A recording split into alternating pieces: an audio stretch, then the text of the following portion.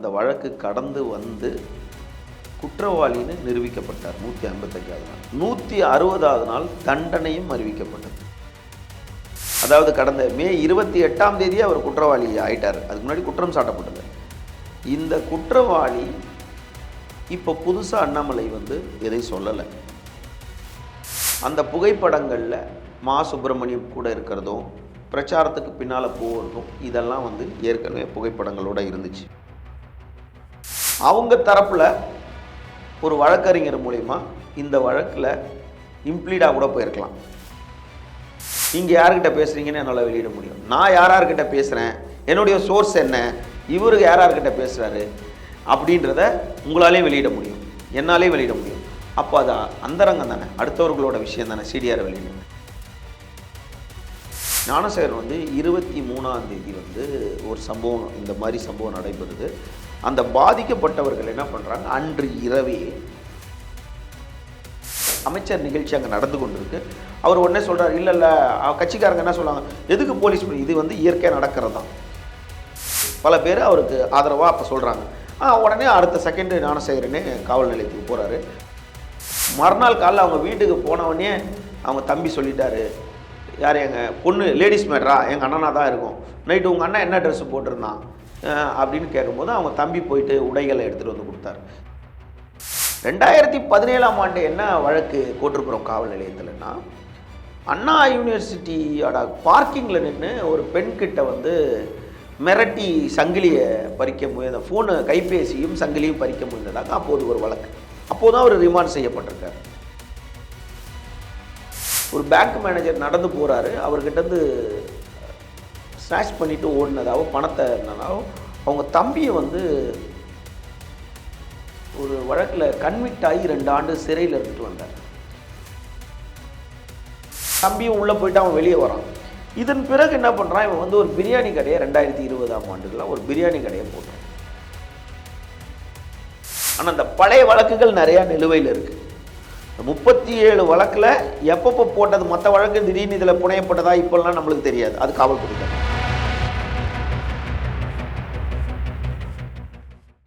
News square நேயர்களுக்கு வணக்கம். சமீபத்தில் அண்ணா பல்கலைக்கழக விவகாரம் தொடர்பாக அதில் கைதாகி இருந்த ஞானசேகரன் அவர்களுக்கு தீர்ப்பு வழங்கப்பட்டிருக்கிறது. அவர் குற்றவாளி என நீதிமன்றம் தீர்ப்பு வழங்கியிருக்கிறது.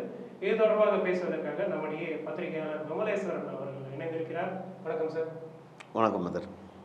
சார், இந்த கேஸ்ல என்ன நடந்திருக்கு சார்? ஞானசேகரன் மேல பல்வேறு குற்றச்சாட்டுகள் வைக்கப்படுது. பாஜக மாநில தலைவராக இருந்த திரு அண்ணாமலை அவர்கள் ஒரு குற்றச்சாட்டு தெரிவிக்கிறாரு, சிடிஆரை வெளியிடுவேன்னு சொல்றாரு. அந்த ஞானசேகரன் அவர்கள் காவல்துறை அதிகாரி கிட்ட பேசியிருக்காரு, குற்றம் நடந்த அன்னைக்கு பேசியிருக்காரு. அது மட்டும் இல்லாம அமைச்சர்கள் கூட தொடர்புகள் இந்த கேஸ்ல இருக்கு அப்படின்னு சொல்லி ஒரு குற்றச்சாட்டு தெரிவிக்கிறாரு. இதை எப்படி பாக்குறீங்க சார்? அதாவது இந்த சம்பவம் டிசம்பர் 23ஆம் தேதி அன்று நடந்ததாக 24ஆம் தேதி வழக்கு பதிவு செய்யப்பட்டிருக்கு.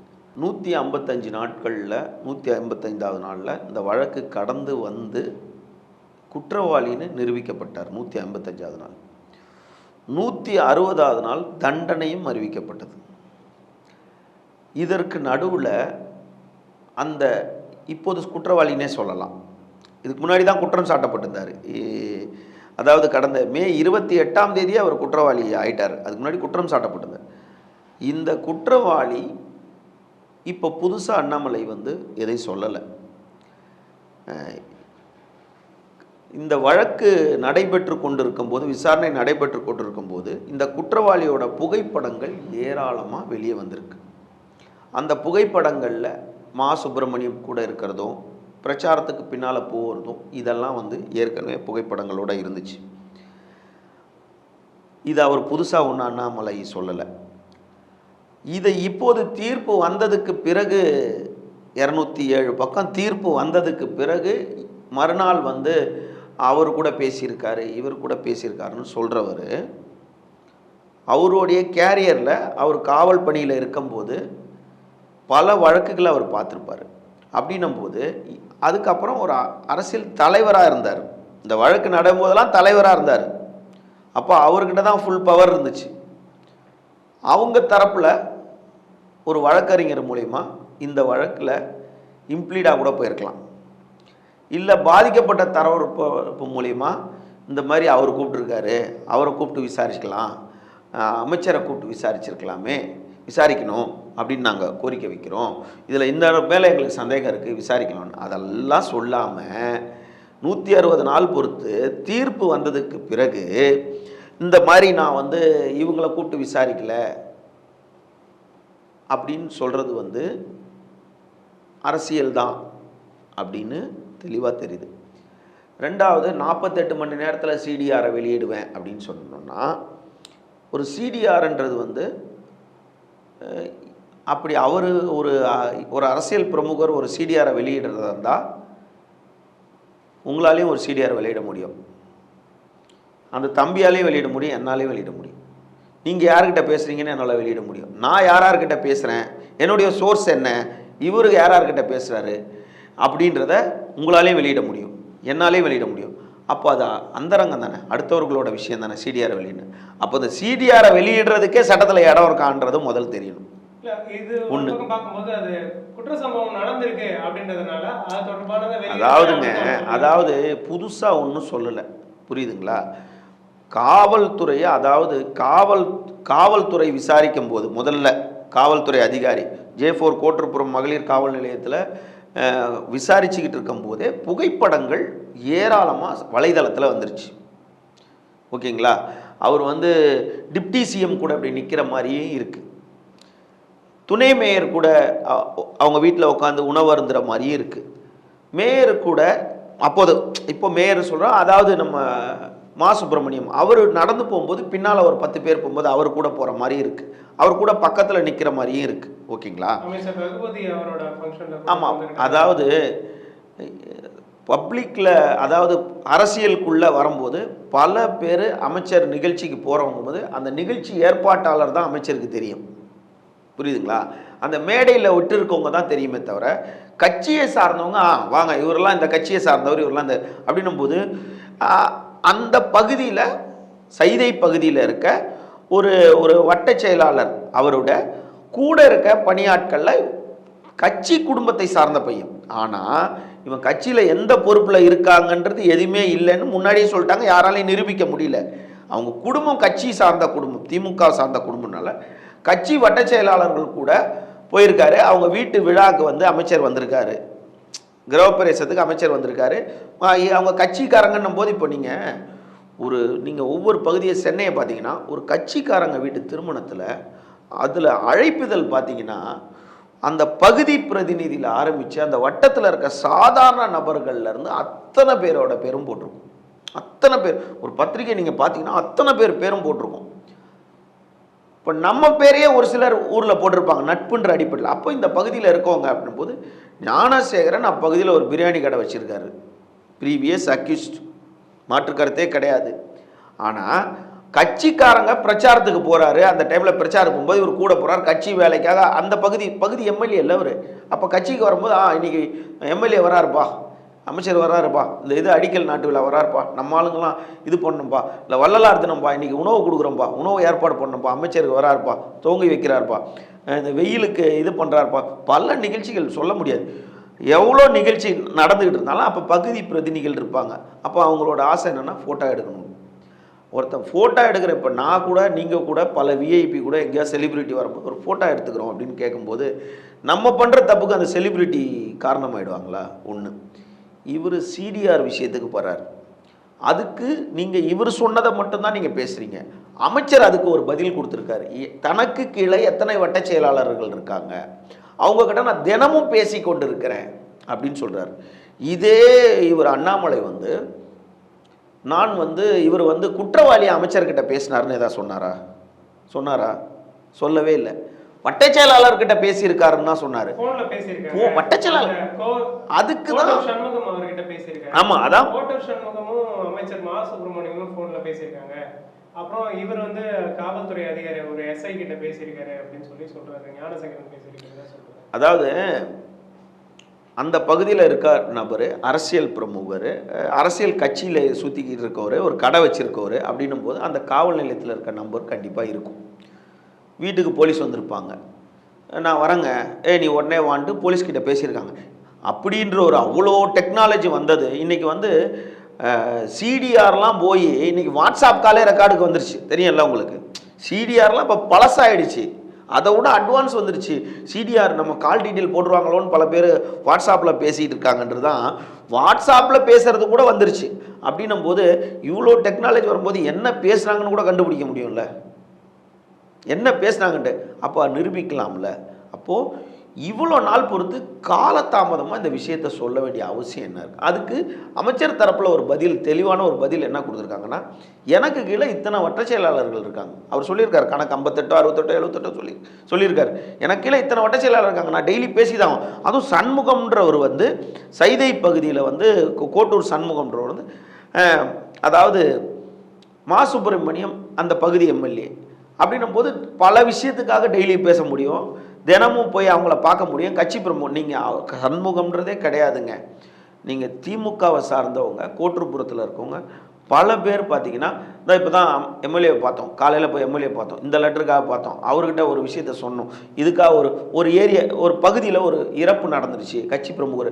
அப்போ அந்த இறப்பு நடந்த வீட்டிலேருந்து அமைச்சர்கிட்ட பேச மாட்டாங்க, எம்எல்ஏ தான், அவர்கிட்ட பேச முடியாது. அப்போ கட்சி பிரதிநிதியாக சொல்லுவாங்க, நிறைய இறந்துருக்காங்க வாங்க அப்படின்னு சொல்லுவாங்க. அப்போ ரெகுலராகவே பேசுகிறவங்க அன்னைக்கு ஒரு நாள் பேசுகிறத மட்டும் எடுக்கக்கூடாது. ப்ரீவியஸ் அதுக்கு முன்னாடி ஒரு மாதம் இவ்வளோ வெளியிடுறோம், ஒரு மாதம் வெளியிட்டிங்கன்னா சண்முகம் பல ஆண்டுகளாக அவர்கிட்ட பேசிகிட்டு இருக்கார். இப்போ இல்லை, மா சுப்பிரமணியம் மேயராக இருக்க காலத்தில் இருந்து சண்முகம் வந்து அவர் கூட பேசிட்டு தான் இருப்பார். அதனால் அன்னைக்கு மட்டும் பேசினாருன்றதை எடுத்துக்க முடியாது. இது அண்ணாமலை சொல்கிறதுக்கு ஒரு இதுதான் ஒரு பதிலாக இருக்கும். சார் இப்போ இந்த வழக்கில் என்ன நடந்திருக்கு சார்? இதோட கேஸோட டீடைல்ஸை பற்றி சொல்லுங்கள் சார். அதாவது ஞானசேகரன் குற்றவாளி இல்லைன்றதை எங்கேயுமே சொல்லலை. ஞானசேகரன் குற்றவாளி தான். ஏன்னு கேட்டால் கைது செய்யப்பட்ட உடனேயே நான் நேர்காணல் கொடுத்துருக்கேன். அப்போவே நான் நேர்காணலில் என்னுடைய நேர்காணலில் வந்து ஞானசேகரன் பண்ணிய குற்ற செயல்கள், குற்ற பின்னணியை பற்றி சொல்லியிருக்கோம். ஞானசேகரன் வந்து 23ஆம் தேதி வந்து ஒரு சம்பவம், இந்த மாதிரி சம்பவம் நடைபெறுது. அந்த பாதிக்கப்பட்டவர்கள் என்ன பண்ணுறாங்க, அன்று இரவே ஏன்டா தீர்ப்பு வந்ததுக்கப்புறம் அந்த வழக்குக்குள்ளே ரொம்ப போக வேண்டான்னு நான் பார்க்குறேன். ஞானசேகரனை பற்றி வேணால் பேசலாம், அந்த வழக்குக்குள்ளே போக வேண்டான்னு நான் பார்க்குறேன். என்னென்னா உடனே அவங்க வந்து 1080 மகளிருக்கு ஆணையத்துக்கு கால் பண்ணதாகவும், பட்டு மகளிர் ஆணையத்தில் உடனே இவங்க எதிர்பார்த்த மாதிரி உடனே வந்து எல்லாமே நடக்காது. மகளிர் ஆணையத்தில் எதுவுமே உடனே நடக்காது. அதன் காரணமாக என்ன ஆயிடுச்சுன்னு கேட்டால், மறுநாள் காலையில் அவங்க வீட்டில் கலந்து ஆலோசிக்கிறாங்க. அந்த பாதிக்கப்பட்ட பெண் சகோதரிக்கிட்டேயும் தன்னோட தாயார்கிட்டையும், அதுக்கப்புறம் அவங்க குடும்பத்துக்கு ஒரு ஆலோசகர் ஒருத்தர் இருக்கார் வெளியூரில், அவர்கிட்டையும் ஆலோசிக்கிறாங்க. அவர் சொல்கிறார் உடனே காவல்துறையில் 100 கால் பண்ணுங்கன்னு. உடனே 100 கால் பண்ணுறாங்க. அதுக்கப்புறம் கோட்டூர்புரம் காவல் நிலையத்தில் மகளிர் காவல் நிலையத்திலேருந்து அவங்க எப்படி எந்த முறைப்படி விசாரிக்க முடியும் விசாரிக்கிறாங்க. விசாரித்து அன்றைக்கி இரவே வந்து சந்தேகத்திரமாக இன்னார் தான் இருக்கும் அப்படின்றத ஒரு ஜட்ஜ் பண்ணி ஒரு குற்றவாளி ஞானசேகரனை போய் கூப்பிட்றாங்க. அன்று வந்து ஒரு அமைச்சர் நிகழ்ச்சி அங்கே நடந்து கொண்டு இருக்கு. அவர் உடனே சொல்கிறார், இல்லை கட்சிக்காரங்க என்ன சொல்லுவாங்க, எதுக்கு போலீஸ் இது வந்து இயற்கையாக நடக்கிறது தான். ஒரு கூட்டம், ஒரு ஃபங்க்ஷன் நடந்துகிட்டு இருக்குது, ஒரு வீட்டிலே ஒரு ஃபங்க்ஷன் இருக்குது, போலீஸ் இன்றைக்கி ஏன் சார் வந்தீங்க, நாளைக்கு நாங்கள் வரோம் சார் தானே சொல்லுவாங்க. எங்கள் வீட்டில் ஃபங்க்ஷன், அப்போ சார் அமைச்சர் ஃபங்க்ஷன் நடந்துகிட்ருக்கு, முடிஞ்ச உடனே அவர் வந்துடுவார் அப்படின்னு கட்சியை சார்ந்து பல பேர் அவருக்கு ஆதரவாக அப்போ சொல்கிறாங்க. உடனே அடுத்த செகண்டு ஞானசேகரனே காவல் நிலையத்துக்கு போகிறாரு.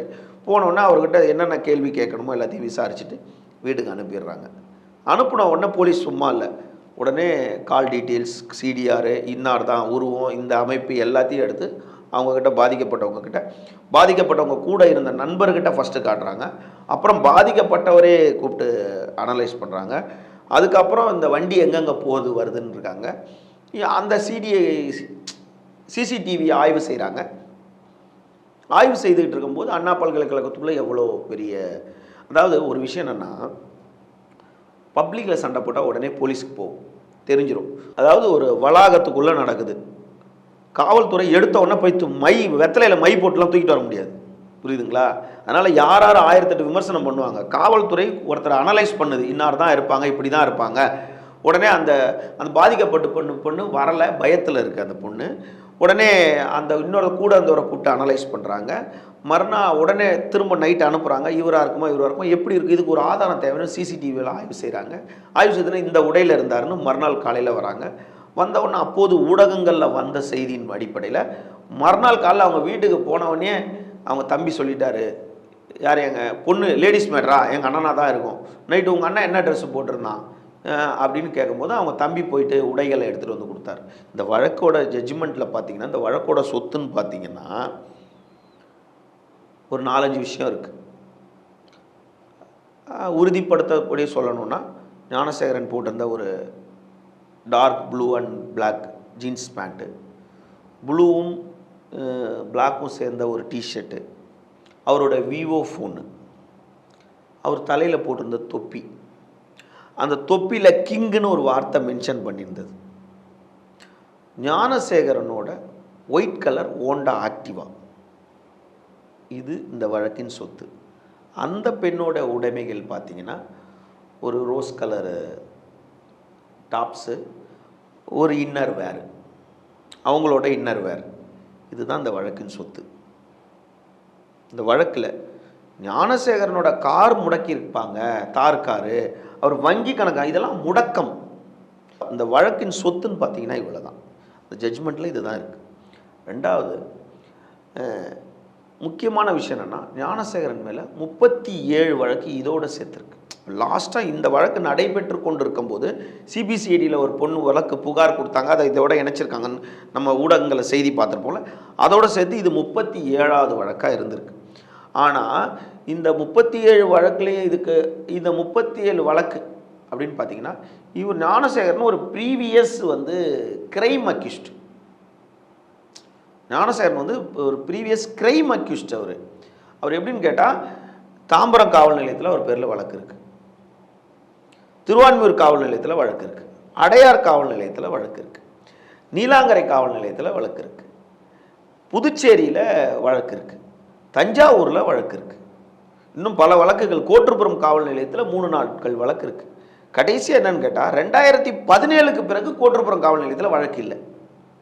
2017ஆம் ஆண்டு என்ன வழக்கு கோட்டுப்புறம் காவல் நிலையத்தில்னா, அண்ணா யூனிவர்சிட்டியோட பார்க்கிங்கில் நின்று ஒரு பெண்கிட்ட மிரட்டி சங்கிலியை பறிக்க முயன்ற, ஃபோனு கைபேசியும் சங்கிலியும் பறிக்க முயன்றதாக அப்போது ஒரு வழக்கு. அப்போது தான் அவர் ரிமாண்ட் செய்யப்பட்டிருக்கார்.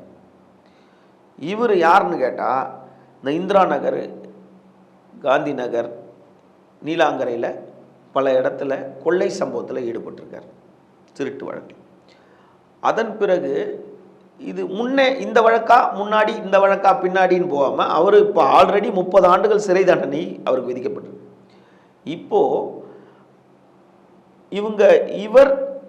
இவருடைய தம்பி, இவரோட தாயார், இவருடைய மனைவி, எந்த மனைவின்னு தெரியாது, இவருக்கு 3 மனைவிகள் இருக்குன்னு சொல்கிறாங்க. இந்த 4 பேரும் ஒரு முறை சிறையில் இருக்காங்க, குண்டர் சட்டமும் போடப்படுது. எப்படின்னு கேட்டால், இந்த வேடந்தாங்கல் பக்கத்தில் அருகில் ஒரு டைல்ஸ் கம்பெனியோ மார்பிள் கம்பெனியோ வச்சுருக்கவங்கள வச்சு அவரை கடத்தி பணம் கேட்ட வழக்கில், கடன் கேட்ட குற்றச்சாட்டில் இவர்கள் எல்லாரும் கைது செய்யப்பட்டிருக்காங்க. பட்டு இவங்கெல்லாம் அந்த சம்பவத்தில் ஈடுபட்டாங்களான்னு தெரியாது. இந்த ஈடுபட்டதுனால தான் காவல்துறை கைது செய்திருக்கு. அதற்கு பிறகு பார்த்தீங்கன்னா, புதுச்சேரியில் கொண்டு போய் இங்கே திருடின நகைகள்லாம் கொண்டு போய் புதுச்சேரியில் விற்கும் போது அங்கே ஒரு இடத்துல கையும் களவுமாக பிடிபடுறாரு.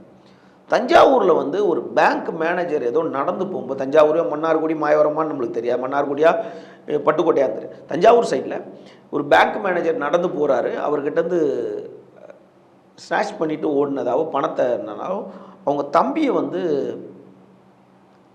ஒரு வழக்கில் கன்விக்ட் ஆகி 2 ஆண்டு சிறையில் எடுத்துகிட்டு வந்தார். அப்போது இவர் எல்லாருமே இப்போது ஒரு கேங்ஸ்டர் திருந்தி வாழ்கிறேன்னு சொல்லிட்டு கமிஷனரை சந்திக்கிறாரு, டிஜிபி சந்திக்கிறாரு, மாவட்டத்தில் அவங்க எஸ்பிஓ கலெக்டரோ சந்திக்கிறார். நம்ம வெயிட் பண்ணலாம், சரி இவனுக்கு ஒரு ஸ்பை உருவாக்குங்கன்னு சொல்லிட்டு அவன் எங்கே போகிறான்னு அவனுக்கு தெரியாமல் ஐஎஸ்ஓ இன்டெலிஜென்ட்டாக அவனை வாட்ச் பண்ணிகிட்டே இருப்பாங்க, அவன் யார் கூட போகிறான் வரான் அப்படின்றத. ஒரு ரவுடி குண்டஸ்லேருந்து வந்தவனா அவன் கண்டிஷன் பெயிலில் கையெழுத்து போடணுன்னு.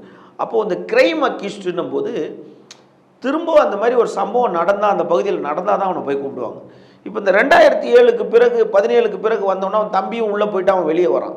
இதன் பிறகு என்ன பண்ணுறான், இவன் ஒரு பிரியாணி கடையை 2020ஆம் ஆண்டுகளில் ஒரு பிரியாணி கடையை போட்டு அப்படியே ஒரு 69 ரூபாய்க்கு ஒரு பிரியாணியை போட்டு அப்படியே பிக்கப் பண்ணிவிட்டு ஒரு 2021 காலத்துலலாம் ஒரு பிரியாணி கடை வியாபாரம் ஒரு செழிப்பான வியாபாரமானவுடனே முன்னாடி மாதிரி இவனுக்கு போய் சின்ன லெவலில் ஸ்நாச்சிங் பண்ண வேண்டிய அவசியம் இல்லாமல் போயிடுச்சு. ஒரு பணம் வந்துக்கிட்டு இருக்கு. ஆனால் அந்த பழைய வழக்குகள் நிறையா நிலுவையில் இருக்குது. இந்த 37 வழக்கில் எப்பப்போ போட்டது, மற்ற வழக்கு திடீர்னு இதில் புனையப்பட்டதா இப்போல்லாம் நம்மளுக்கு தெரியாது, அது காவல்துறை தான். ஆனால் ஆல்ரெடி ப்ரீவியஸாக பல இடத்துல வழக்கு சிறை தண்டனை அனுபவிச்சுட்டு வந்தவர் தான். ஒவ்வொரு முறை அவர் பிடிக்கும் போதும் தனக்கு ஃபிட்ஸ் வந்த மாதிரியும் நடிப்பார், இல்லை ஒரு பால்வினை நோய் இருக்க மாதிரி ஒரு மருத்துவ சான்று இருக்க மருத்துவ குடிப்பார், இல்லை உடம்பை இப்படி கிழிச்சிக்கிறது, எந்த மாதிரிலாம் பண்ணக்கூடிய ஒரு ஆள். பியூர்லி ஒரு திருடன்னு வச்சுங்களேன். அவர் யார், இவர் யார், இவர் யார், இவர் சப்ளைன் சர்வீஸ் பண்ணாரா அப்படின்னு கன்னித்தீவு மாதிரி இதை கொண்டு போகலாமே தவிர அதுக்கு உண்டான முகம் எது வேணாலும் பேசலாம்.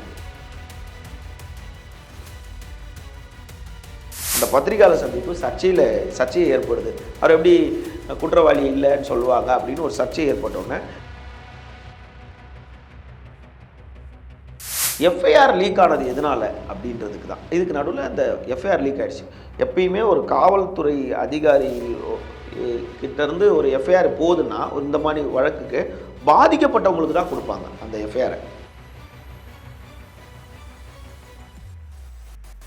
கொடுத்துருக்கணும், எனக்கு இந்த சந்தேகம்லாம் இருக்குது, இதெல்லாம் விசாரிங்கன்னு சொல்லணும்ல. அப்போ அவ்வளோ நாள் பவர் தலைவர்ன்ற ஒரு பவர் இருந்துச்சு.